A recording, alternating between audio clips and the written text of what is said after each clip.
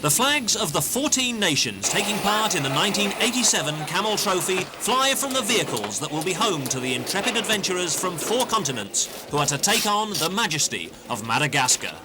The 28 men taking part in the adventure of a lifetime have already been through an exhausting selection procedure, followed by an intensive program of training. And that's before they even arrived here in Diego Suarez, in the north of the world's 4th biggest island, first staging post in their quest to traverse Madagascar from north to south. There's time for last-minute adjustments to be made as everyone eagerly awaits the off, including Americans Don Floyd and Tom Collins. Tom, you finally made it to Madagascar. What are your impressions so far? Well, I think it's the people in Madagascar are very nice. They seem to be a very happy people. It's pretty warm here. It's going to take just a little bit to get used to that, but I think it'll be nice here. Don, the last time you drove one of these Range Rovers was in England when it was snowing. A bit different here. Yes, definitely. It's a little dry right now, but hopefully we'll get in some mud like at England, and maybe it'll be about the same. Are you impressed by the vehicle, Tom? Yes, I was real impressed with it in England. I thought it was one of the better four-wheel drives I've driven. It's much better than the one I have at home. It seemed to be able to go anywhere. What do you reckon on the other teams? Oh, there's a lot of competition here. Everybody's real friendly. You know, like, well, we didn't see everybody drive, but I think it's going to be tough. And that's just what it's supposed to be. No square inch of carrying space is wasted on these 4-wheeled beasts of burden. A massive crowd of 70,000 locals turned out to see the adventurers off on their 1,500-mile trek from one end of the country to the other. And it's an impressive sight as crews from Spain and the Canaries, Britain, Belgium and Holland, Brazil and the USA, from Malaysia and Japan, Germany, Switzerland, France, Turkey and Italy line up along with the 7 support vehicles. The entire province declared a national holiday in honour of the Camel Trophy's visit, and people lined the streets as the Range Rover turbo diesel convoy set out, full of anticipation for what was to lie ahead. In front of them, a 280-mile journey over the last asphalt roads they'd see in the next 18 days. From now on, it's off-road all the way.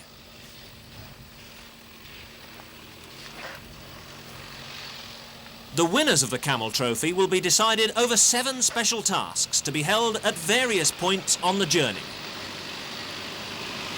They range from navigation and orientation exercises to a river recovery test, hill climbs and observed trials.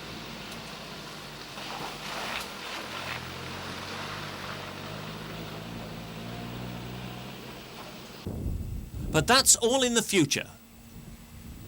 First, there's the journey over the rolling Malagasy countryside. The real rough stuff will come later. Before that first special task, there's a well-earned rest for the teams, the last real let-up in the schedule, and a chance to soak up some of the local atmosphere. There's time for the Dutch team of Fons van Urs and Gerrit Dama to share a cup of coffee, and to have a long think about just what you've let yourself in for while waiting for the later arrivals.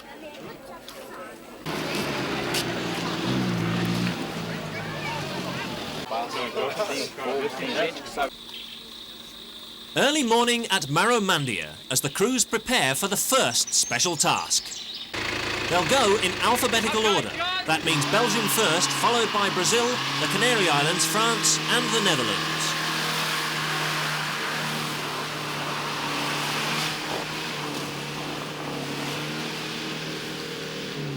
The going's tough, and the first crews are forced to use the winches to complete the task within the 4-minute time limit.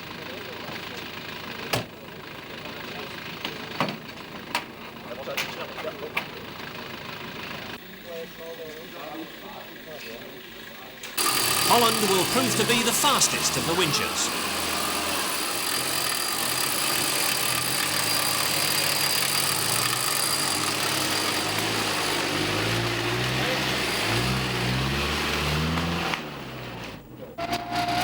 The Belgian team of Philippe Cousin and Frank de Dobelier find the going painfully slow.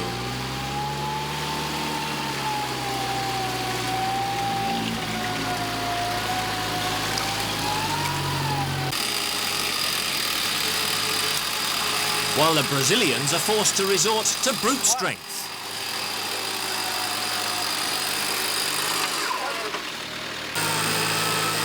France, who won the 1986 Camel Trophy, haul their way to 12th place, but they're about to become the first victims of serious mechanical difficulties, breaking a Range Rover differential shortly after this special task.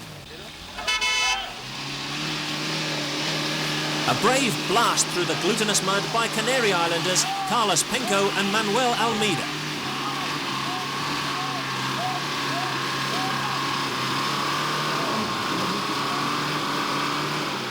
But it's all to no avail, and they too are forced to get out and winch their way to the finish.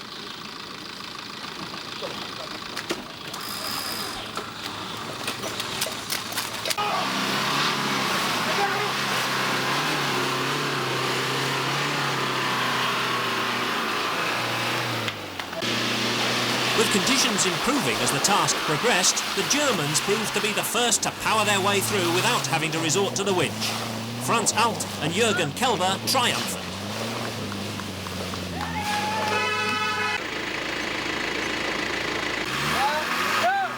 Italy, with off-road rally specialist Vincenzo Tota at the wheel, were next.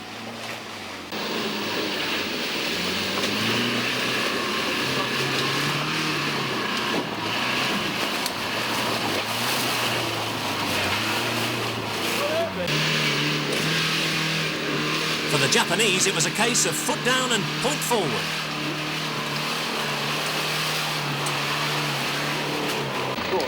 And it worked, much to the delight of Toshiharu Urabi. Malaysians Halim Abdul Rahman and Si Ying He made third fastest time, despite a few hair-raising moments.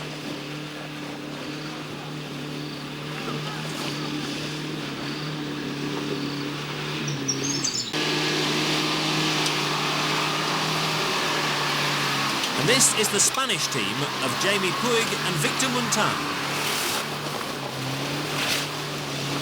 They finished 5th best.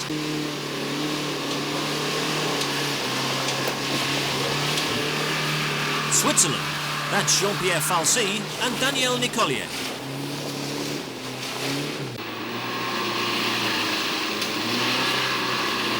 And Turkey. Metin Kap and Kazim Ayer were slowest of the non-winchers in 9th.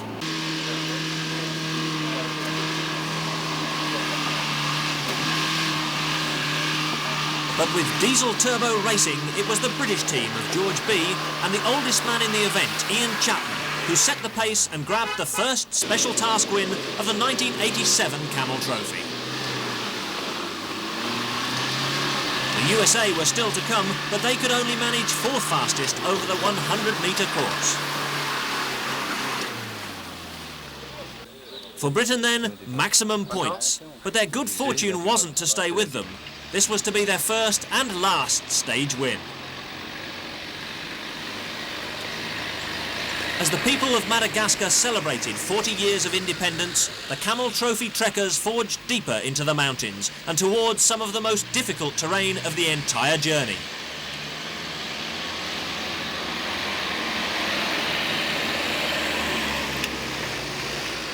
In the first 3 days, the Camel Trophy train travelled over 400 miles.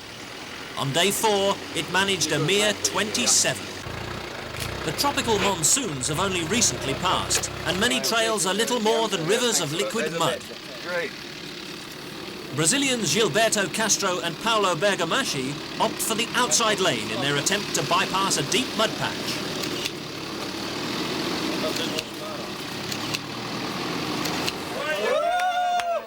Just inches from disaster, the South Americans are forced to rethink their strategy.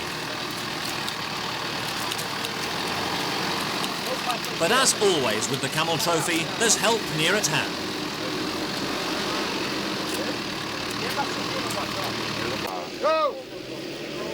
The British try the straightforward attack.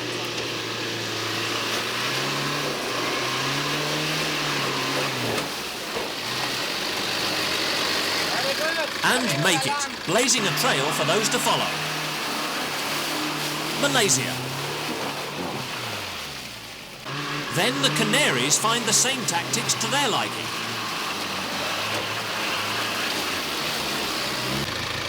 And the Camel Trophy convoy assembles ready for its next challenge. At the tiny town of Ansoe, there's a stop to cool off after the exertions of the last few days.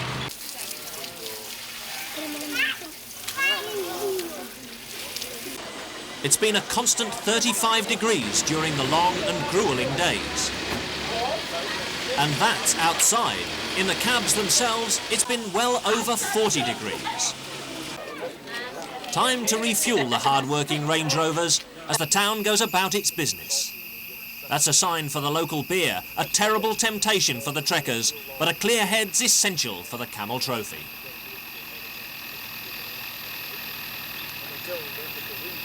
They drive by night.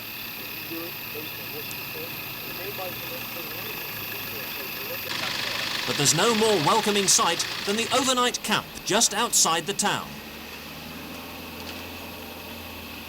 where Graham Fazakali briefs the drivers on the vital importance of good maintenance. Go around some of the suspension fixings and prop shaft fixings and all those sort of things. As I said before, if you take a lot of care now, it'll save a lot of trouble later on. There's always midnight oil to be burned. Sur le petit extérieur. Sur le petit extérieur du 13. 14. 14. Je l'ai, c'est bon, impeccable. 17. But the prospect of a fish feast afterwards makes it all worthwhile. This silver tube is home for the Camel Trophy adventurers for the duration of their stay on mysterious Madagascar, the island which was once part of mainland Africa, but broke away 1 million years ago.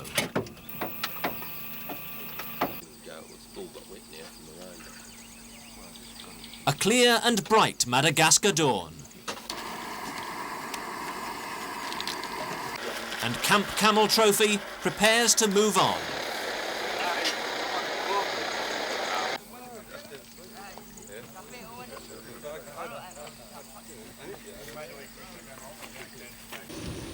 The terrain is still very rough and progress is painfully slow. In these conditions, it's vitally important to make sure that every bit of equipment is securely lashed down.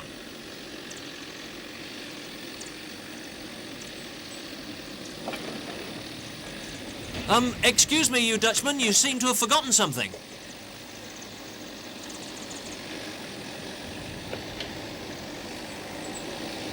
Never mind, the friendly Belgians have picked it up. Not that the Netherlanders even seem to have missed anything.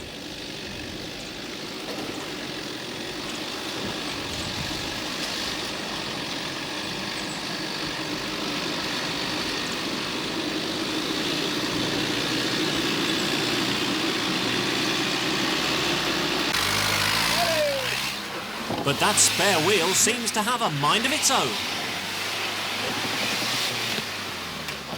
It doesn't want to stay aboard the Belgian vehicle either. And it looks like they could do with an extra wheel. It's a case of send for the winch again.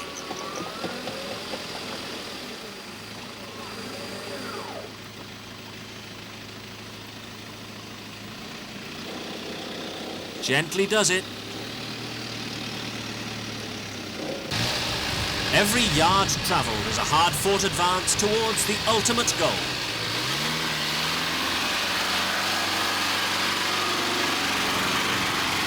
The Italians have been the most successful nation in the competition since it became truly international in 1982, winning in Papua New Guinea and in Brazil.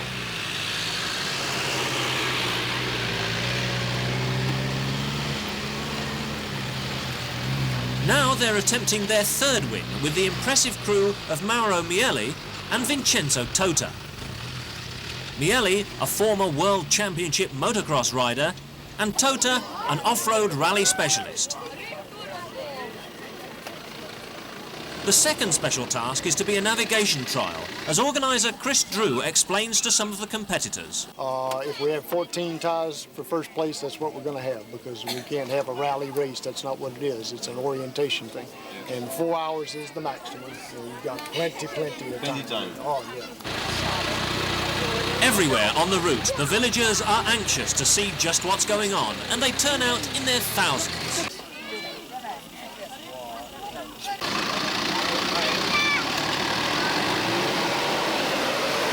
The Spanish team of Victor Montan and Jamie Puig get underway.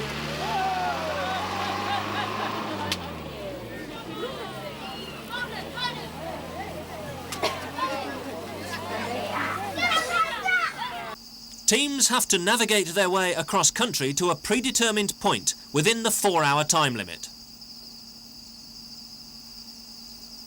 The organisers have measured the distance as 44 kilometres, and the team clocking nearest to that distance wins. At the finish, there were only 300 metres between the first 10 teams. And it was the Americans, Don Floyd and Tom Collins, who picked up the 100 points, clocking up exactly 44 kilometres. There was a tie for second place between Holland and Malaysia. But there was disaster for both France and Spain. The French pair of Jacques Leopold and Thierry Pacaud missed their destination and travelled 55 kilometres. And the Spaniards fared even worse after resetting their odometer back to 0, making it impossible to assess their performance.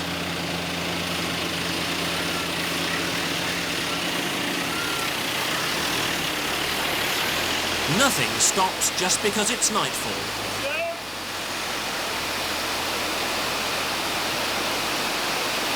The navigation exercise goes on well after dark. And there are still rivers to be crossed by the blazing lights of one of the British-built Land Rovers, driven by one of the backup crews.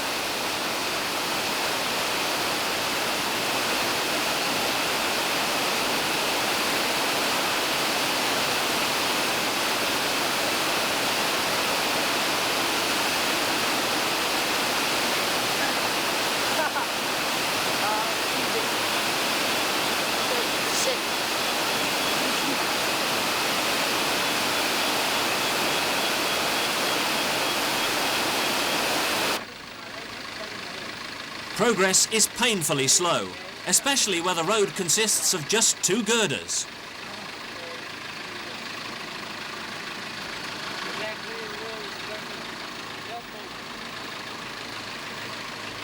The Malaysians are the guinea pigs this time.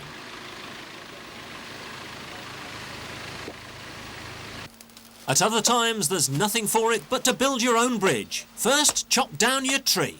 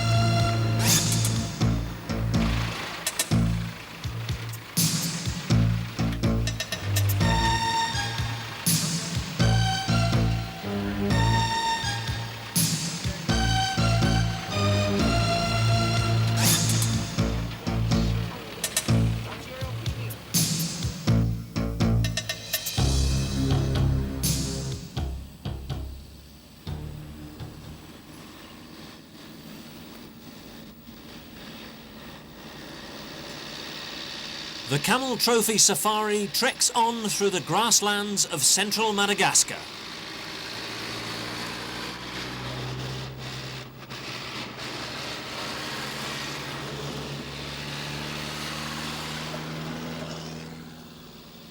Heading towards special task number 3.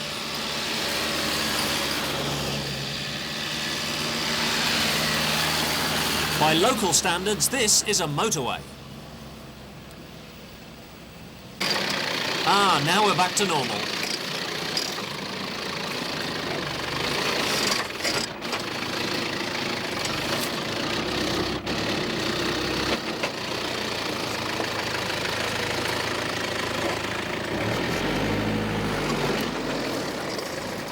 Some ditches just can't be negotiated straight off and have to be filled in with rocks first.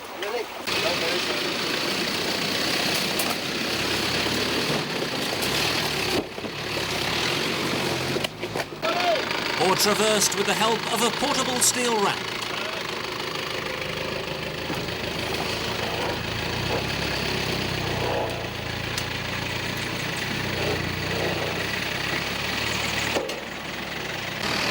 Sometimes, though, there's nothing else for it, and the straightforward approach is the only answer, as the Malaysians demonstrate.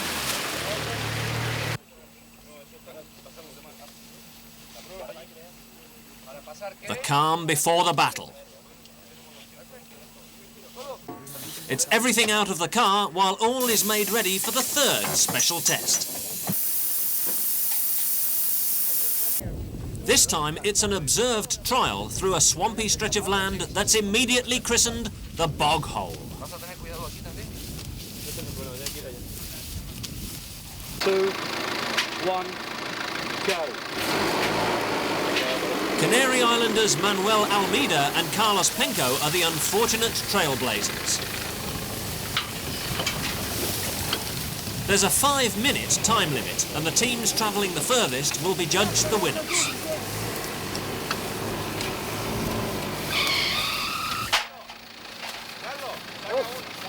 It was to prove a very wet test for everyone.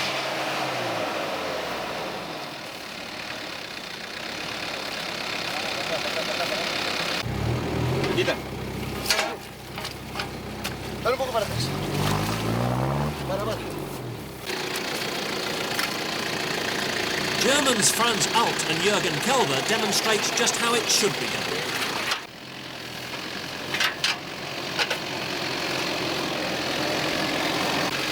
They used the sand ladders almost like tank tracks until they ran out of time.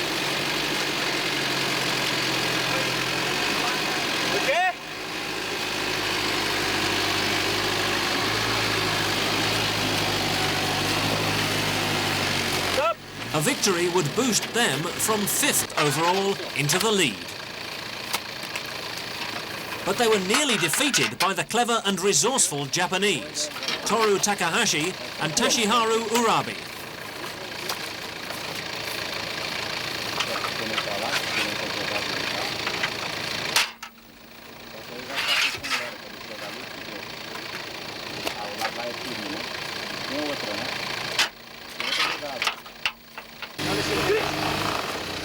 Now that flag at the bottom of the picture is the finishing line. And the Oriental duo have nearly made it.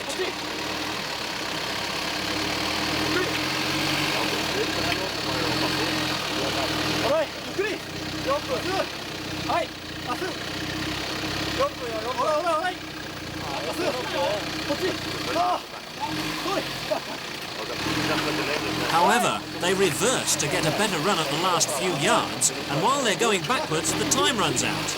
Since they're measured from their position when time is called, that means they snatch defeat from the jaws of victory and drop to 5th place. In an attempt to beat the clock, Spain try their luck with the trusty winch.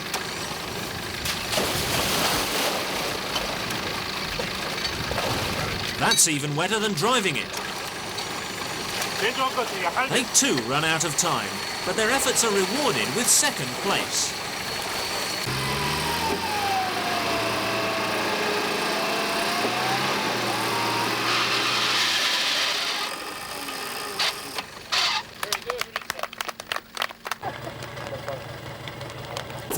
A sudden downpour makes things even worse, causing chaos for the later drivers. They'll try anything just to get through. All thoughts of a fast time are immediately put to the back of the mind. Brazil are the last to go, winching themselves out of the mire.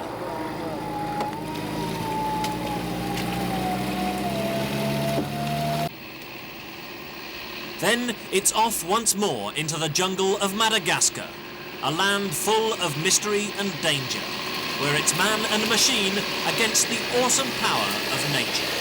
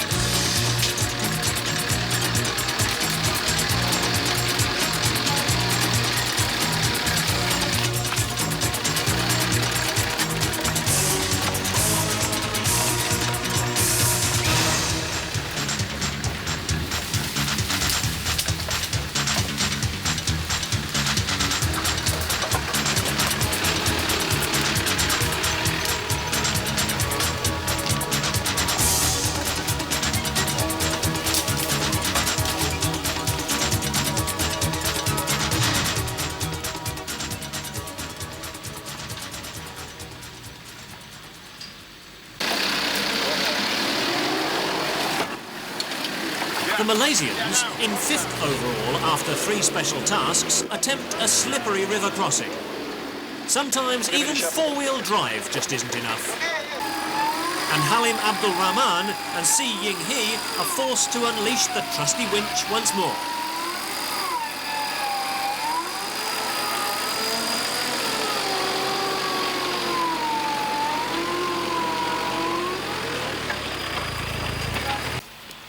You've already seen some of the high-tech solutions to stream crossing in the shape of the do-it-yourself sections carried by the teams. Now, meet the low-tech solution.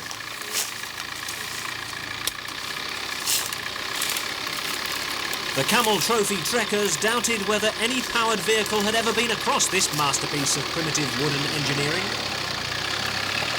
No one wanted to go first, so they sent the expedition leader. Made it. Extreme caution seems to be the order of the day as the Dutch take their turn.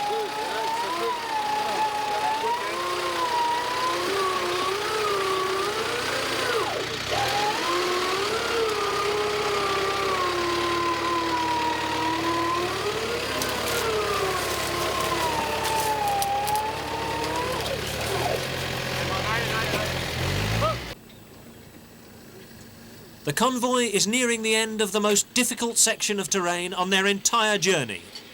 When they mapped out the course, the organisers dubbed this area the Death Zone. But there hasn't been one injury and all the vehicles are still going strong. Turkey's Kazim Aya and Metin Kap gingerly ford a river and line up for the man-made ramp to refuge.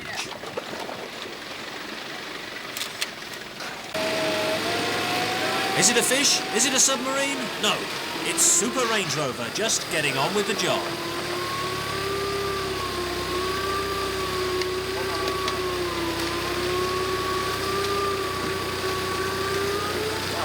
Though the tough Turks managed to drive out, others found the going tougher.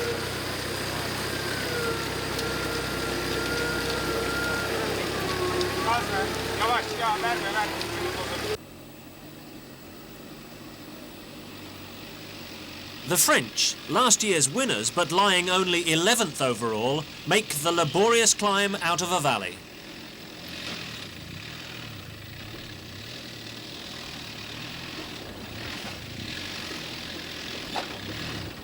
Veterans of the notorious Paris-Dakar Rally say the desert raid is a piece of cake compared to the difficulties of the Camel Trophy.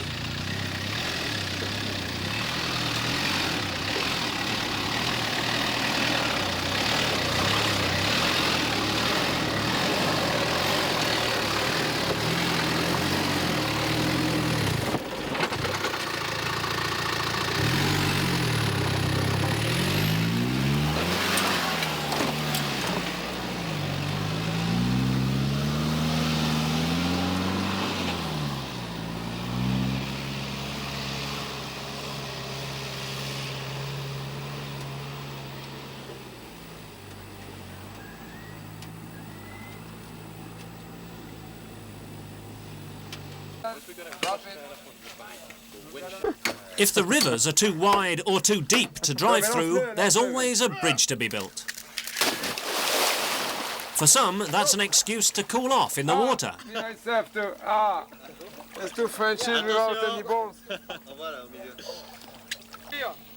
But mostly, it's just more hard work.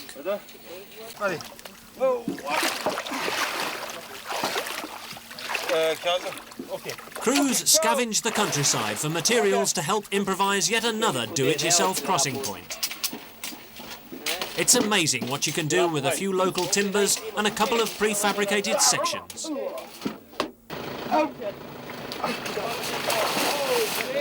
Teamwork is all important, and everyone pitches in to lend a hand.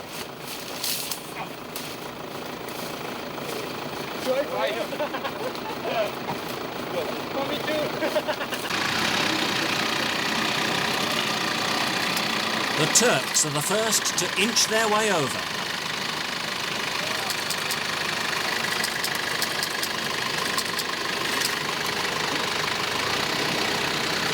At times like these, you just have to have faith in the bridge builders. After all, you were probably one of them.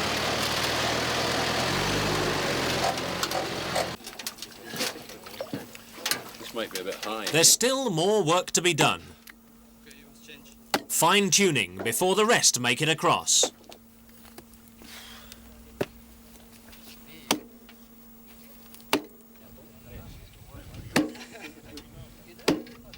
We don't drop it. With the nails. Do not drop it, yes. Very. But eventually the job's done and everyone is safely through.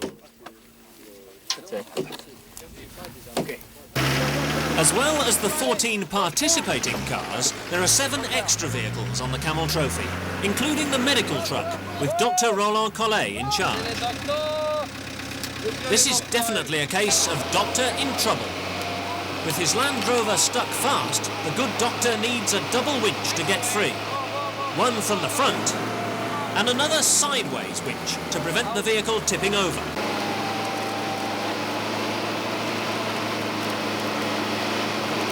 Another operation successfully performed.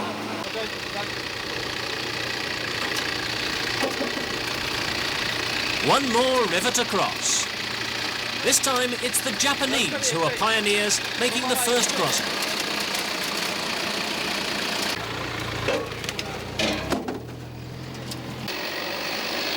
Special Task 4 is another map reading and navigation exercise. Nambo. And the Dutch take the chance to study the route. Dan gaat het erom of we deze weg moeten pakken en zo terug. Meanwhile, the Spaniards have picked up their own mosquito clearing machine. It's a tame chameleon, and it's on the prowl.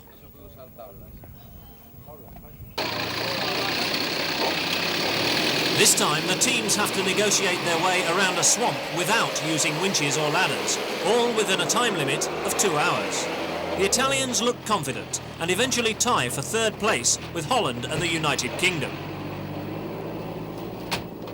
The correct distance travelled for the test should have been 10.7 kilometres, and there's a tie for first place with both America and the Canary Islands only 150 metres adrift. The countryside is awesome in its magnificent splendour. Even in the rain, the beauty of Madagascar shines through.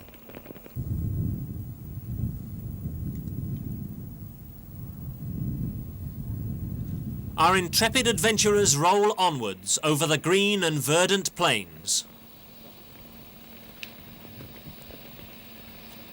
On towards their next test of skill, speed and ingenuity.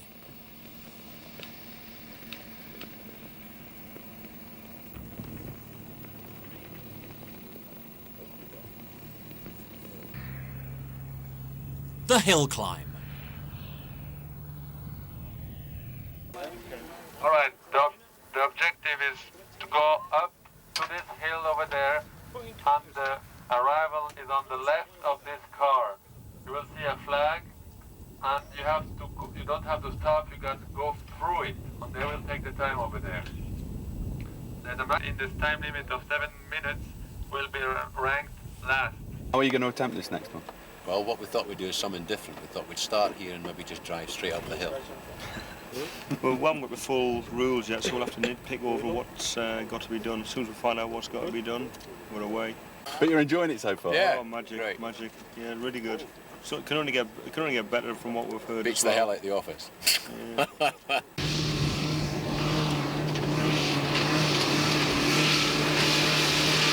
The British approach to the super steep climb. How are the Americans faring so far? Pretty good. Not too bad. Still feel good, but it doesn't mean a whole lot yet with 10 more tests to go. Things change fast with the first place always getting 100 points.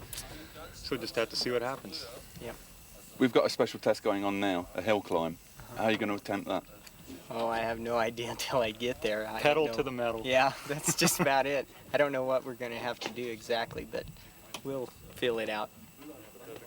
Are you enjoying it so far? Yeah, it's great. I'm having a lot of fun. I like it, you know, lots of four-wheeling just like at home. And best camping trip I've ever been on. It's great. It's a beautiful country. It's fantastic. The countryside may be beautiful, but the Americans find the hill climbing tough. They're the last of the finishers. This is how it should be done. The Swiss team of Jean-Pierre Falcy and Daniel Nicolier driving steadily up in second gear to a time 10 seconds faster than their nearest rivals, the Brazilians. 4 teams, the French, German, Spanish and Turkish pairs, all broke differentials during the hill climb and were forced to press on with only two-wheel drive until spares could be flown in to meet the stricken drivers. For the first time in a week, the drivers are able to make some open road progress after 5 days when they averaged just 23 miles a day. In the overall lead are the Italians, who nevertheless have yet to win an individual special task. Mauro Miele and Vincenzo Tosa lead the Americans, Don Floyd and Tom Collins, with the Dutch team of Fons van Urs and Gerrit Damme in third. It looks very much as if the Camel Trophy will be between these 3. But the trophy isn't the only award. There's also the Team Spirit Award, voted on by the drivers themselves. That goes to the team who've contributed most to the spirit of the event.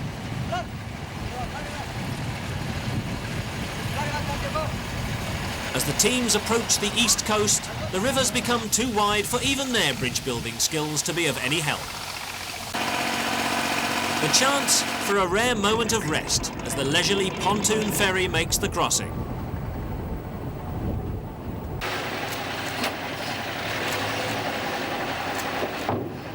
Then it's back on the road again.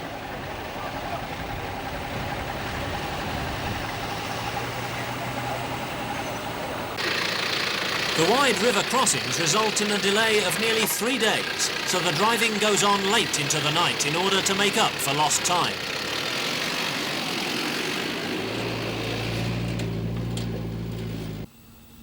There are delays caused by mechanical troubles too.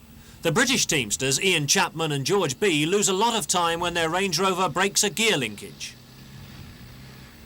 While the rest of the convoy presses on, the Turks stay on with the maintenance truck to give assistance to the beleaguered Brits.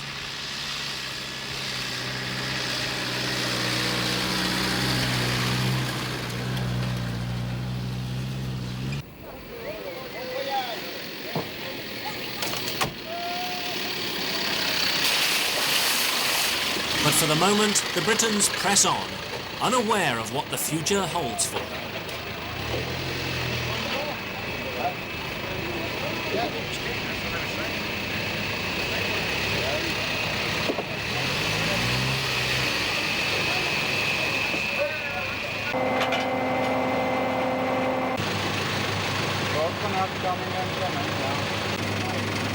At night, tropical rainstorms make work all the more difficult, but during the days the temperature rarely drops beneath 35 degrees.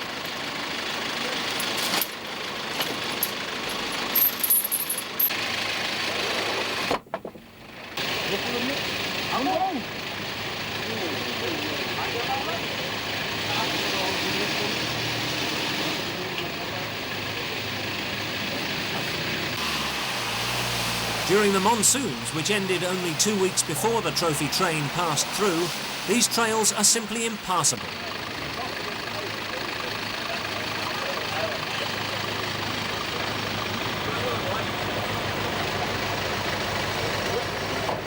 Yet another nighttime river crossing in an attempt to get the convoy back on schedule.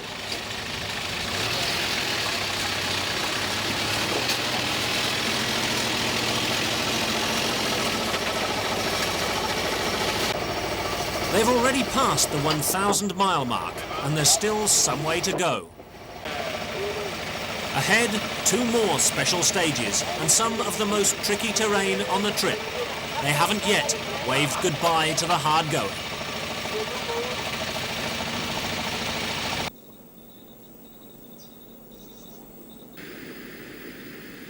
The Camel Trophy dormitory at dawn, where the 14 teams grab a few hours of rest before the rigours of yet another long and tiring day. Time to talk over what lies in store and pore over the map.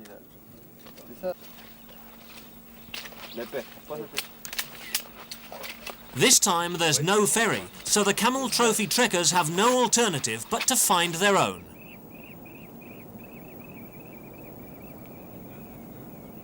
The oil drums and timber that make up the QE2 of the Camel Trophy. The raft had to be brought from 5 miles upstream, so to get it to the crossing point, 30 natives were pressed into service to paddle it downstream.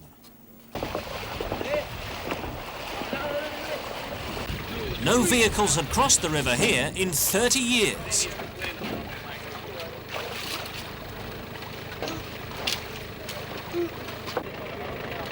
There's only room for a single car at a time. Okay, come on. Straight, straight. The intrepid British are the first to try out the home-built ferry.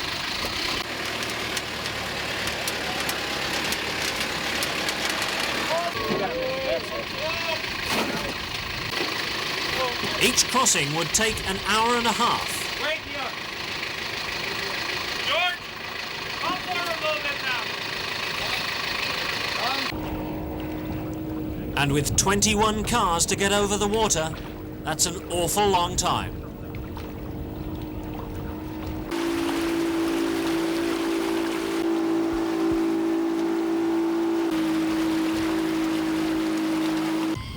Nice and steady. Nice and steady. Home built or not, the ferry serves its purpose perfectly. And everyone makes the crossing safe and sound.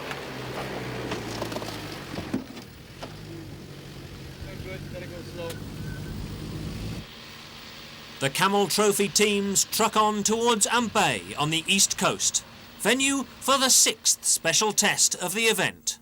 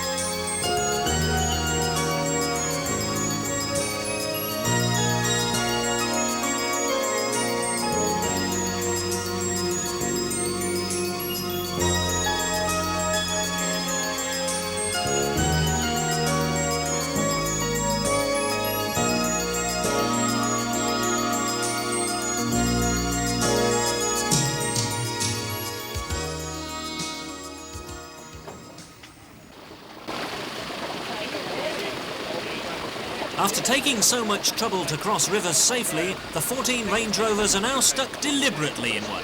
The special task is to get out in the quickest possible time. It's a Le Mans start for the test, which is being run in 2 halves with 7 teams each time. There are several different approaches to the problem. There's the dig and jack method, the rocket and sea solution, the jack up the back approach, and the plain and simple drive it out and hope for the best. Some go for the sideways shift. But right from the outset, the Americans look in control. They've got the air of men who know just what they're doing. And there's good reason for that. They do. They've practiced this very exercise at home just in case.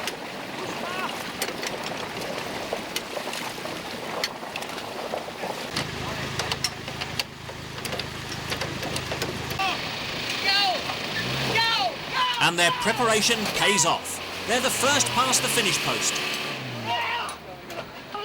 while the rockers haven't moved an inch. For some, nothing goes right.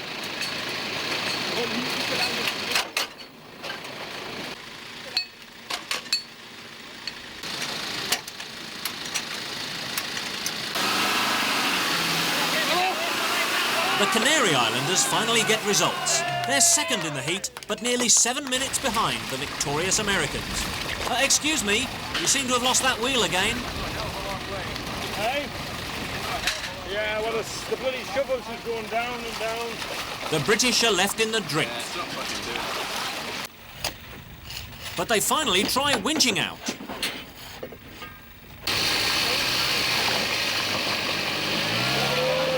Success at last. The start of Heat 2.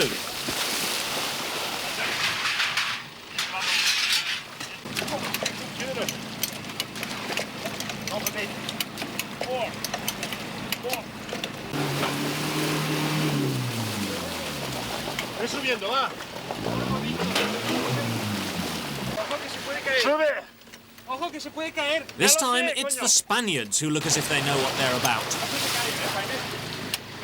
But the Turks find themselves in all sorts of trouble.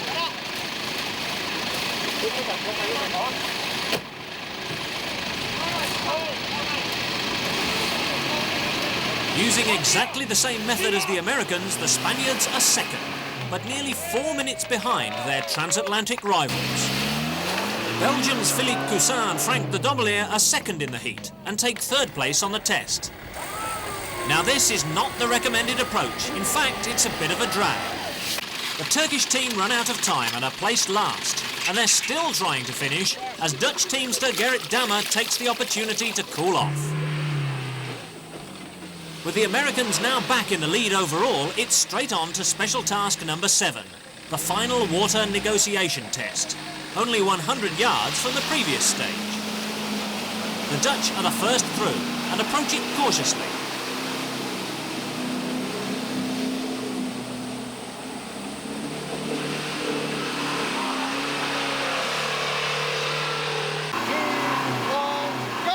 But the all-action Italians are going for bust right from the start. The test comprises 2 water crossings with a steep climb out, and Miele and Tota have rightly assumed it'll get more difficult for the later arrivals.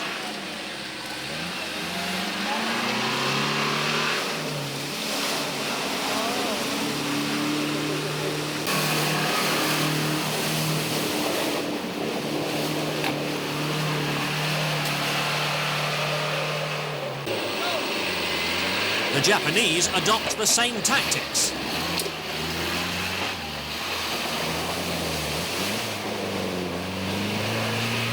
They'll set second fastest time.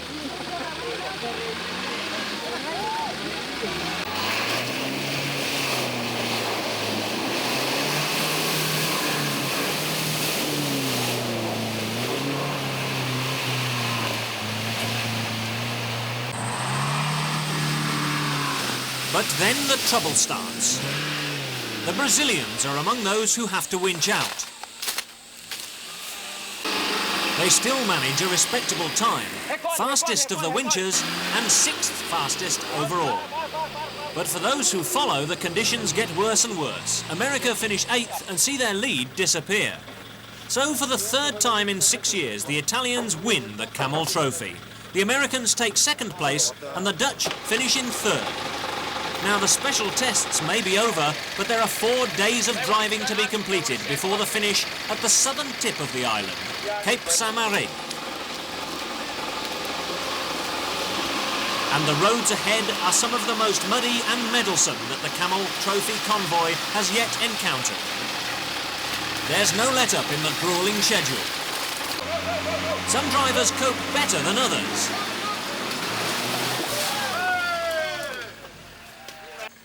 Hello, Fritz. Okay, Fritz.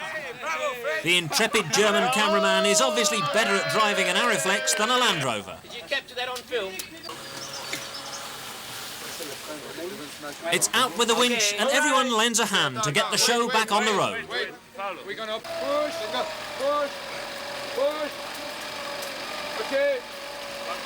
Some people are taking back here.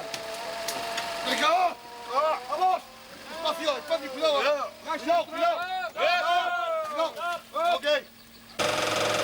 But Fritz isn't the only one to find the going tough. Expedition judges and trailblazers John Ayres and Graham Fazackerley get themselves a haul to safety.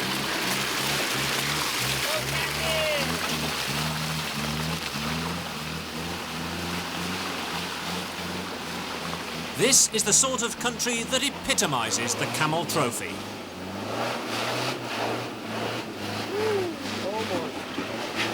The heavy going that sorts the real men out from the mere men.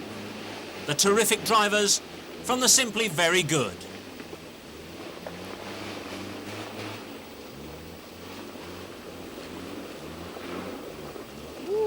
Man and machine in perfect harmony.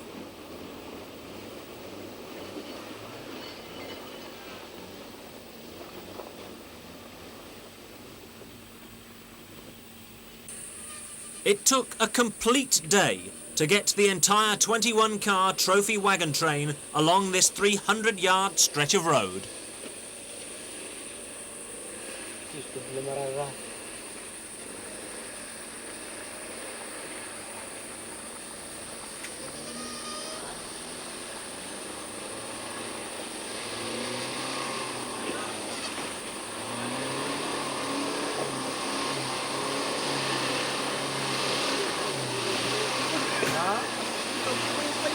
Belgium, 11th overall.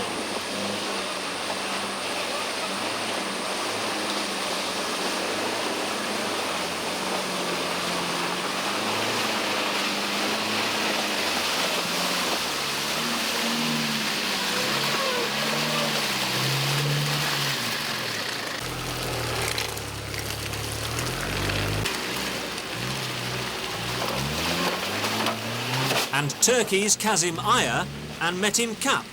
They may have finished last overall, but there are no losers in the Camel Trophy. On a vote among the drivers, Spaniards Jamie Puig and Victor Montan were awarded the Team Spirit Prize. And in the true spirit of this most big-hearted event, they gave it away. The true winners, they said, were the people of Madagascar, so they presented their trophy to the Minister of Tourism and Commerce, who accepted it on the nation's behalf. The camaraderie and companionship of the world's greatest off-road adventure made up in abundance for the minor hiccups along the way.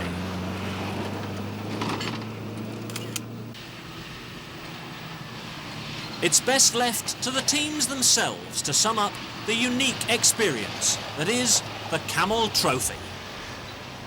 What was the best part of the Camel Trophy for you?